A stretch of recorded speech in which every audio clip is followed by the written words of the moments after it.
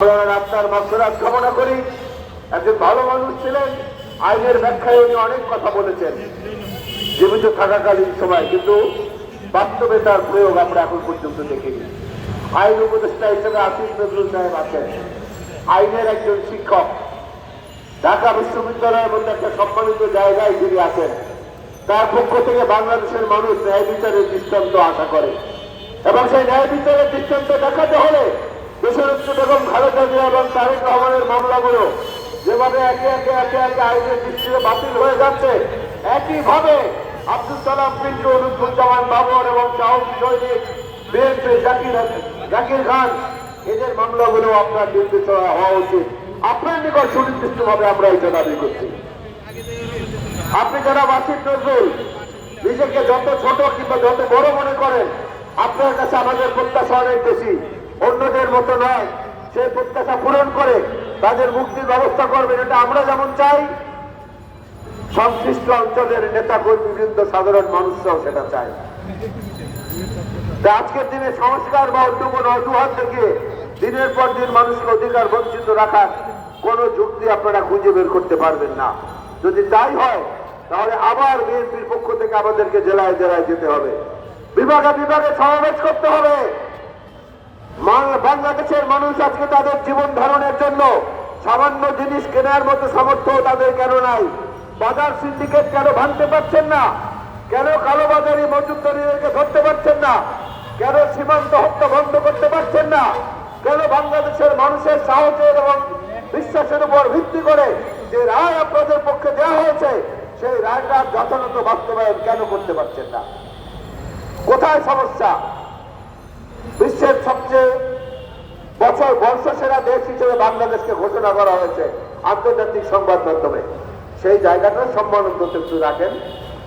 সেই জায়গাটার সম্মান রাখার জন্য প্রথমেই দরকার আইন শৃঙ্খলা পরিস্থিতি ঠিক করা, এবং আইন শৃঙ্খলা পরিস্থিতি ঠিক করতে গিয়ে আইন শৃঙ্খলা বাহিনীর যেখানে যেখানে ঘাটতি মেরে থাকা পতিত সরকারের যারা এখনো আছে, তাদেরকে অবিলম্বে সেখান থেকে সরিয়ে দেন, তাদেরকে গ্রেফতার করেন। আমরা নাম ধরে ধরে এখানে আমি এই মুহূর্তে অন্তত 10টা নাম বলতে পারবো, যারা আওয়ামী লীগের আমলে পুলিশে থেকে, ডিবিতে থেকে, র্যাবে থেকে, এসবিতে থেকে মানুষের উপর অত্যাচার করেছেন। এমন লোকেরা এখনো অত্যন্ত আদরের সঙ্গে, যত্নের সঙ্গে বিভিন্ন জায়গায় চাকরিতে রয়েছেন। তাদের সরানোর ব্যবস্থা করেন। যদি না করেন, তাহলে আমাদের মিছিলের সারি কিন্তু দীর্ঘ হবে। এই দীর্ঘ সারি কোথায় পৌঁছবে আমরা বলতে পারি না। কারণ এই দেশের মানুষ, এই দেশের তরুণ যুবকরা, তারা কিন্তু দেখিয়েছে বেশি দিন আগের কথা নয়, তারা রাস্তায়, রাজপথে, গণভবনের সামনে, বঙ্গভবনের সামনে বিভিন্ন জায়গায় গিয়ে তারা প্রমাণ করেছেন, যারা মরতে জানে তাদেরকে মারা যায় না। তারা মরতে শিখেছিল বলেই তাদেরকে মারা যায় নাই। বাংলাদেশের মানুষকে মারা যায় নাই।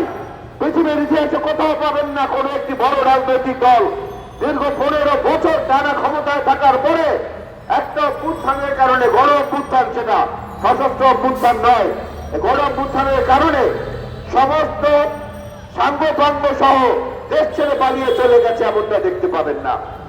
বেগম খালেদা জিয়াকে বাড়ি ছাড়া করেছিলেন, বাংলাদেশের মানুষ আপনাকে দেশ ছাড়া করেছে।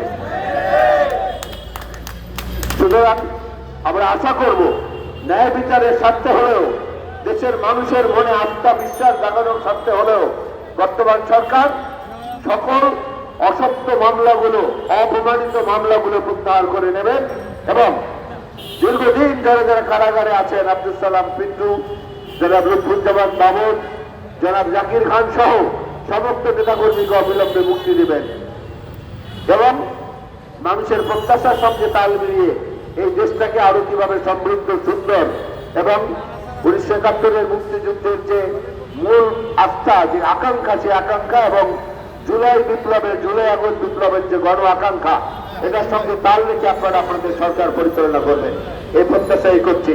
বাংলাদেশ গণতান্ত্রিক পরিষদকে ধন্যবাদ, অভিনন্দন এবং শুভেচ্ছা আজকের এই অনুষ্ঠানের জন্য। আল্লাহ হাফেজ। বাংলাদেশ জিন্দাবাদ।